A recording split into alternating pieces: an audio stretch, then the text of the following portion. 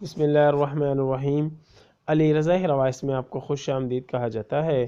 رب ارحمہما کما ربیانی صغیرا، اے میرے رب میرے ماں باپ پر اس طرح رحم فرما جس طرح انہوں نے بچپن میں مجھ پر کیا تھا۔ ایک جنگل میں بندروں کا ایک غول رہتا تھا۔ اس جنگل میں چونکہ بہت زیادہ تعداد میں پھل وغیرہ اگتے تھے، اس لیے وہاں سب بندر بہت اطمینان اور خوشی سے رہتے تھے۔ ایک دن ایسا ہوا کہ ایک سائنسدان اپنی بیٹی کے ساتھ اسی جنگل میں ریسرچ کے لیے آیا۔ خیمہ نصب کرنے کے بعد سائنسدان تو پودوں کے سیمپل اکٹھے کرنے نکل کھڑا ہوا، مگر وہ لڑکی اس خیمہ کی تزئین و آرائش کے لیے پیچھے رہ گئی۔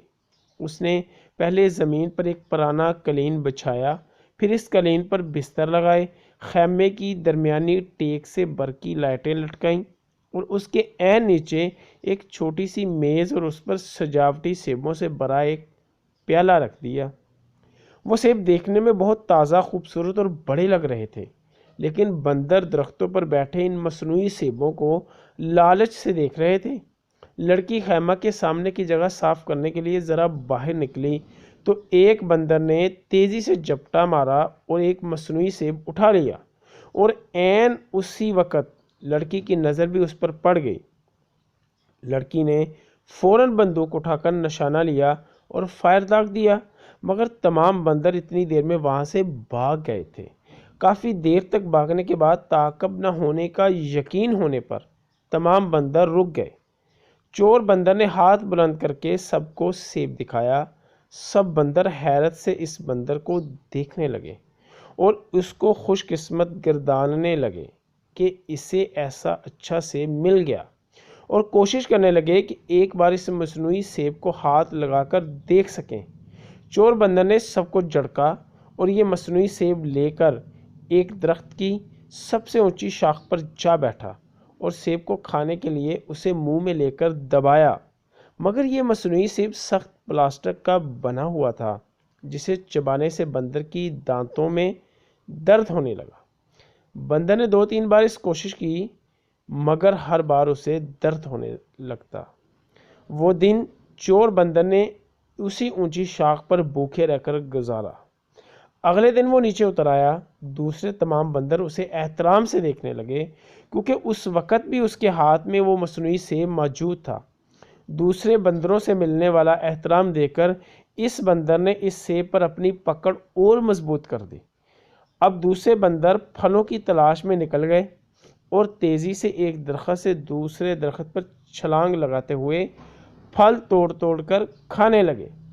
چور بندر کے ایک ہاتھ میں چونکہ مصنوعی سیب تھا، اس لیے وہ درخت پر نہیں چڑھ سکا، مگر وہ سیب بھی ہاتھ سے چھوڑنا نہیں چاہتا تھا، اس لیے وہ سارا دن بھوکا پیاسا رہا، اور یہی سلسلہ اگلے کچھ دنوں تک چلتا رہا۔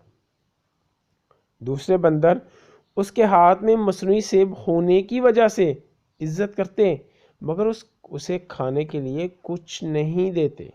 بھوک سے بے حال وہ بندر اتنا نڈھال ہو چکا تھا کہ اس کو اپنا آخری وقت نظر آ رہا تھا۔ اس نے ایک بار پھر اس سیب کو کھانے کی کوشش کی، مگر اس بار بھی نتیجہ مختلف نہ تھا۔ اس کے دانت اس مرتبہ بھی درد کر رہے تھے۔ چور بندر کو اپنی آنکھوں کے سامنے درختوں سے لٹکے ہوئے پھل نظر آ رہے تھے، مگر اس میں اتنی ہمت نہیں تھی کہ وہ ان درختوں پر چڑھ سکتا۔ آہستہ آہستہ اس کی آنکھیں ہمیشہ کے لیے بند ہو گئیں۔ جان نکلتے ہی اس کی گرفت مصنوعی سیب پر ڈھیلی ہو گئی اور وہ مصنوعی سیب اس کے ہاتھ سے نکل کر گر گیا۔